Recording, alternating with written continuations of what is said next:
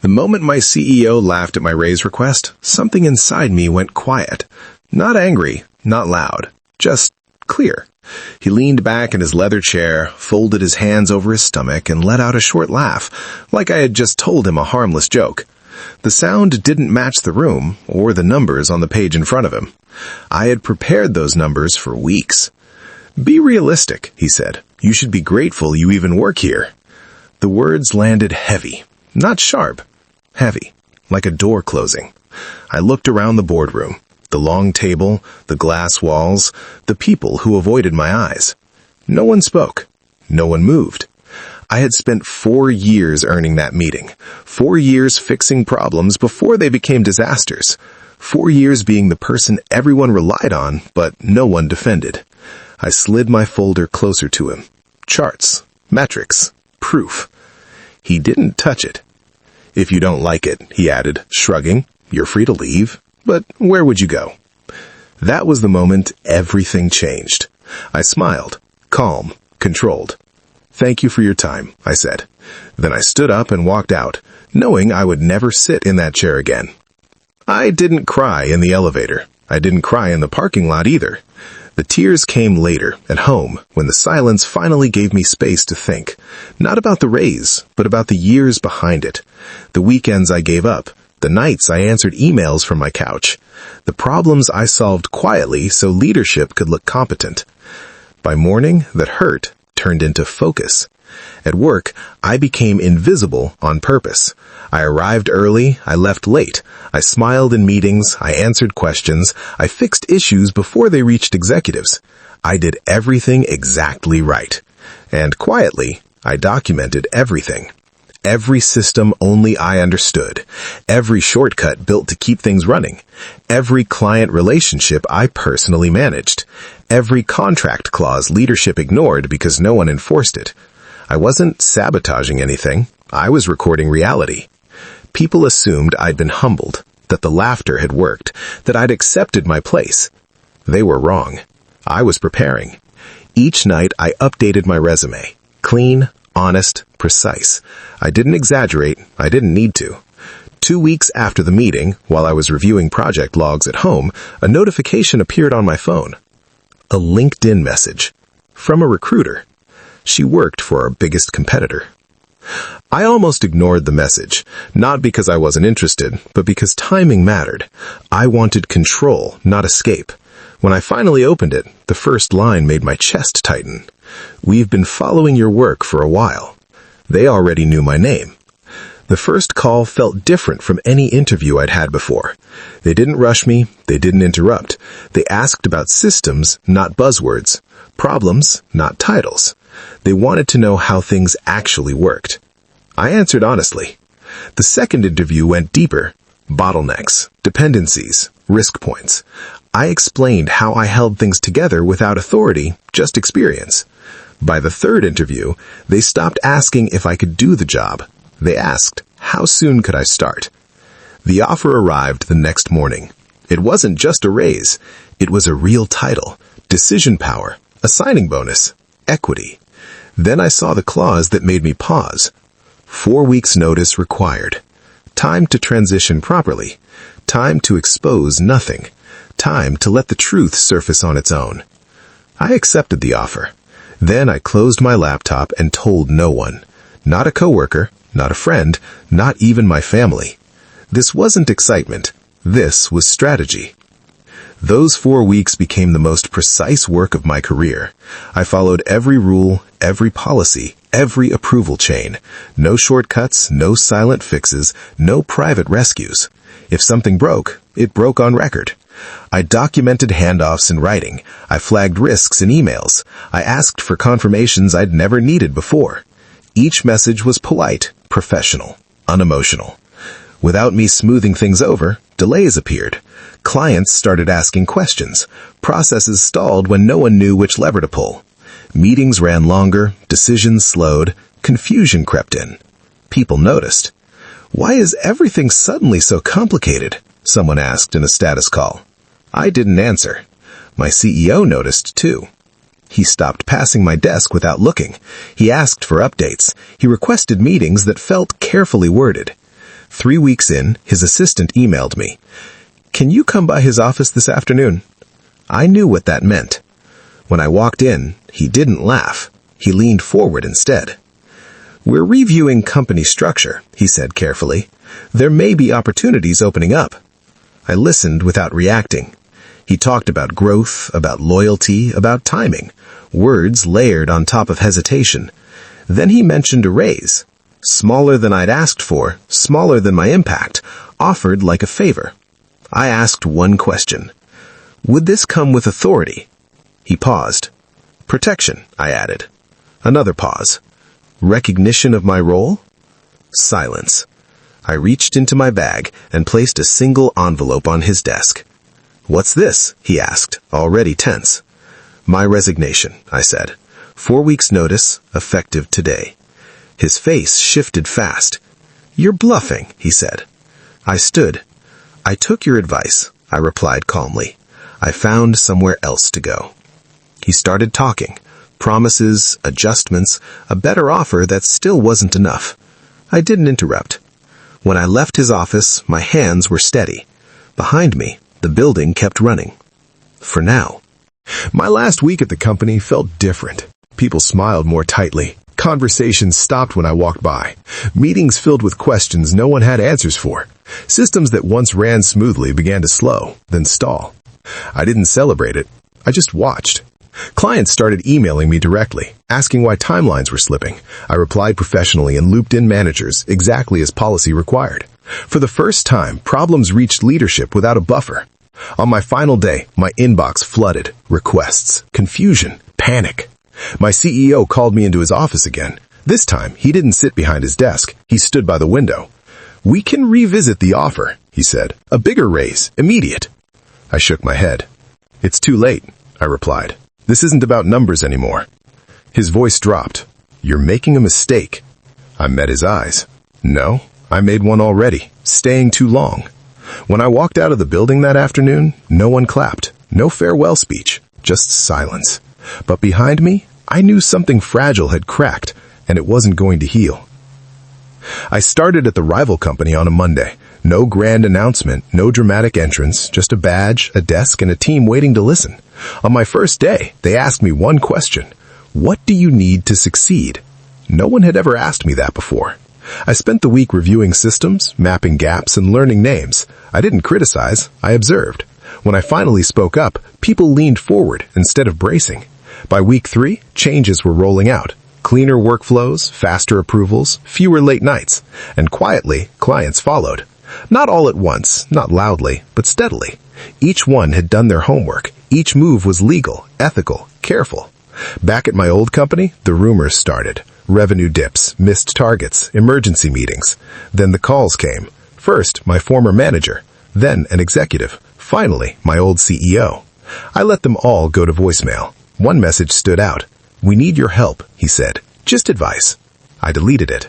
Help was something you earned. 6 months later, the headlines told the story I already knew. My former company announced layoffs. The board forced leadership changes. My CEO stepped down to pursue other opportunities. The stock dropped overnight. I read the news from my new office, sunlight spilling across a desk that felt like it belonged to me. My team was celebrating a major win, a client contract my old company had chased for years. They trusted my judgment. They paid me fairly. They gave me room to lead. One afternoon, a colleague pulled me aside. "You know," she said, "your name comes up a lot. People say you're the reason things run so smoothly here." I smiled, but I didn't feel proud. I felt calm. I hadn't destroyed anything. I had simply stopped holding everything together for people who didn't value me. That night, I went home on time. I cooked dinner. I slept well. For the first time in years, my success didn't feel fragile. A year passed. My role expanded. My equity grew. My weekends stayed mine. Occasionally, I'd hear updates through industry circles. My old company was still struggling to rebuild trust. New leaders, new promises, old damage. One evening, my phone buzzed, an unknown number. I answered by habit. It was my former CEO. "I just wanted to say," he began, voice quieter than I remembered, "I should have handled things differently." I listened. "I underestimated you," he continued. "I thought you'd stay." I didn't argue. "I hope you're doing well," he finished. I am, I replied honestly. After I hung up, I realized something important. I didn't need an apology. I didn't need closure. The silence between us felt complete. People sometimes ask me if it felt good, watching the fall, seeing the shift, knowing my absence mattered. The truth is, it felt clean. When someone laughs at your value, they tell you everything you need to know, not about yourself, but about them. I didn't win because they lost. I won because I chose myself. I took my skills somewhere they were respected. I let consequences unfold naturally. I didn't burn bridges. I walked across them and never looked back. That laugh in the boardroom used to echo in my head. Now it doesn't. It was just noise. And silence, I learned, can be powerful.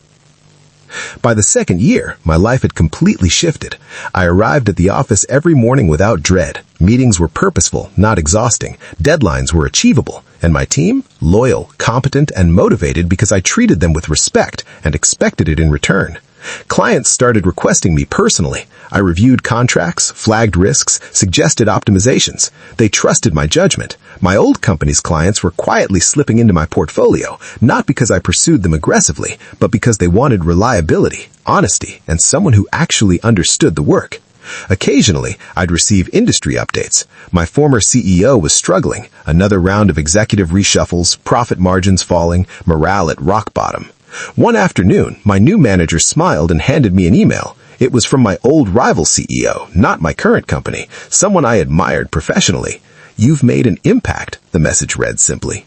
It wasn't a threat. It wasn't envy. It was recognition. And for the first time, I realized I didn't just escape a toxic environment. I had stepped into one where my worth was visible, respected, and rewarded.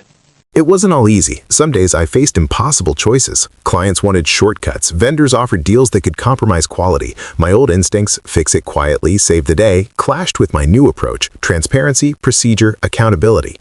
One morning, I walked into a meeting where a senior client tried to push me into ignoring a protocol. I felt the old tension rising, the impulse to comply just to keep peace. Instead, I held my ground. "This is non-negotiable," I said calmly. "It protects your project, your workers, and your reputation. We cannot bypass this step." The room went silent. Then heads nodded. They respected me.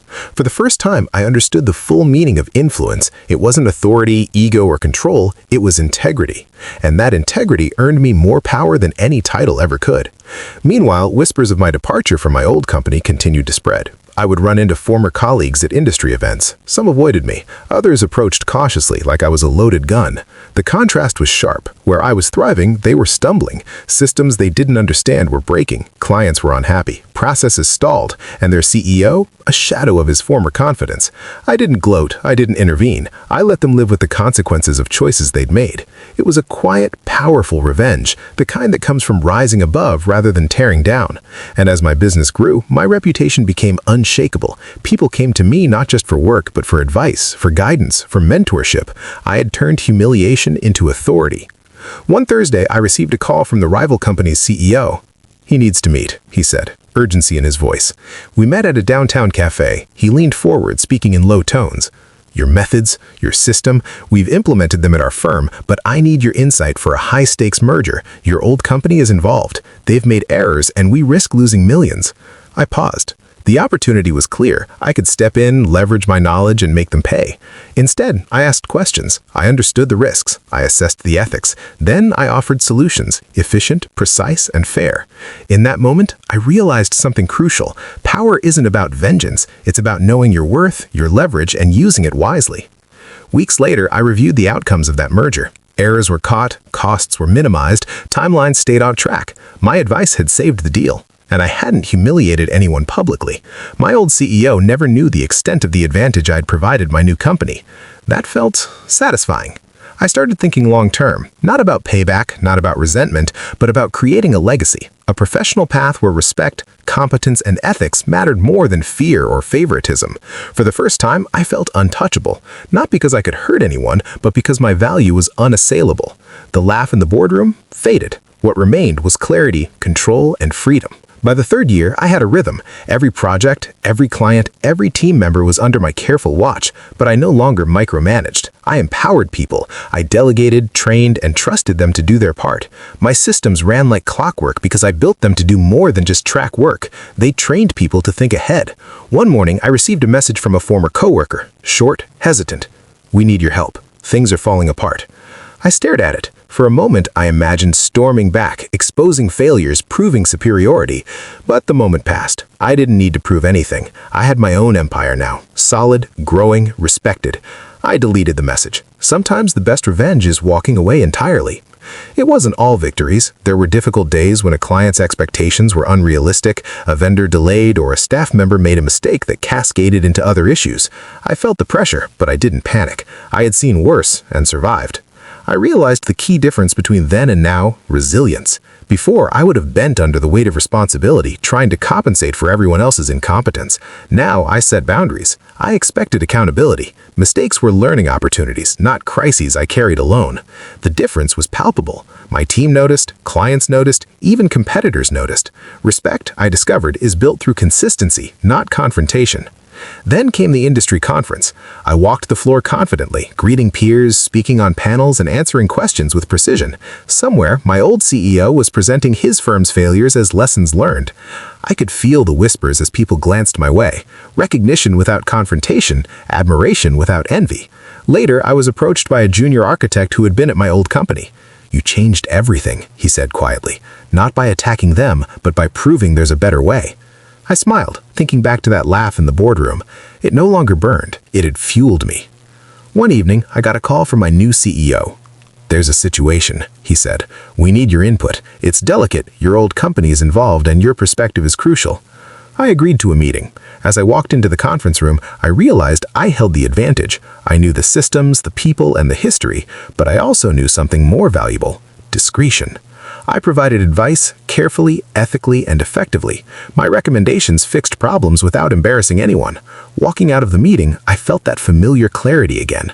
My power wasn't in chaos or revenge, it was in expertise and integrity. By the end of that year, my consulting firm had grown tenfold. We had multiple high-profile clients, repeat contracts, and a reputation for excellence. One morning, a package arrived in my office, a book about corporate resilience with my old CEO quoted extensively. His tone had changed, humble, cautious. Somewhere, he had learned the hard way. I didn't need to respond. My actions had spoken louder than any message. And for the first time, I understood the real lesson. Victory isn't about proving someone wrong. It's about proving yourself right. I leaned back in my chair, sipped my coffee, and smiled. The laugh in the boardroom? Long gone. My life, my career, my value, untouchable. The following year brought an unexpected opportunity. A major client approached my firm with a complex acquisition project. They needed someone who understood not just operations, but also human dynamics and corporate vulnerabilities. Naturally, they asked for me personally. As I reviewed the proposal, I noticed a familiar name in the background: my old CEO. He was involved, trying to salvage his company's stake. For a moment, a flash of the old anger surfaced. Then I shook it off. This wasn't about revenge anymore. This was about strategy, integrity, and long-term results. I accepted the project, but on my terms: transparency, accountability, and complete control over my team's involvement. This time, I was the one setting the pace. The project tested everything I'd learned. Unexpected complications arose: incomplete data, hidden liabilities, and conflicting agendas. But instead of panicking, I applied the systems I had built over the years. Meetings ran on structured protocols. Teams reported with clarity. Every risk was documented, every decision rationalized. I had built an ecosystem that didn't rely on fear or authority. It relied on competence. By the second month, the client's trust in me was absolute. And for the first time, I realized how far I'd come. From the boardroom laughter to this position of control, I had transformed setbacks into milestones. Meanwhile, news trickled in about my former company. They had implemented some of the processes I had documented during my transition, but without oversight, things were slipping. My old CEO's attempts to regain credibility were met with skepticism. I didn't gloat. I didn't need to. Observing from a distance, I felt only confirmation. My decision to leave and build my own path had been the right one. And as for the team I had once mentored there, many had followed me quietly, seeking environments where competence and integrity mattered. I realized then that influence isn't measured by loyalty enforced, it's earned. By the end of the acquisition, the results spoke for themselves. The client's acquisition was seamless, the risks minimized, the stakeholders impressed. My firm gained prestige, revenue, and credibility. And the ironic twist? My old CEO had to negotiate with me to salvage parts of his company's involvement. I reminded myself of that day in the boardroom, the laughter, the dismissal, the humiliation. Every moment had led me here. Instead of destruction, I had chosen reconstruction. Instead of revenge, I had chosen respect, both for myself and for the system I had built. Sitting in my office one evening, I watched the city skyline glitter. I thought about that laugh again, how it had echoed in my mind for weeks, driving me forward, how it had shaped my choices without me realizing it at the time. And now I understood the real lesson. True power isn't about crushing others, it's about rising above them. It's about creating value so undeniable that respect follows automatically. My CEO's laughter had been a spark. My choice had been the fuel. And the result? A life, a career, and a legacy built entirely on my terms. I smiled, closing my laptop. The world had tested me, and I had won. Not by breaking, but by building. If you've ever been laughed at, underestimated, or dismissed by someone who didn't see your worth, don't just sit there. Take control. Turn their arrogance into your opportunity. Like, subscribe, and hit that notification bell, because next you'll hear exactly how to turn betrayal into the ultimate triumph. Your revenge doesn't have to be loud. Sometimes it's quiet, calculated, and unstoppable.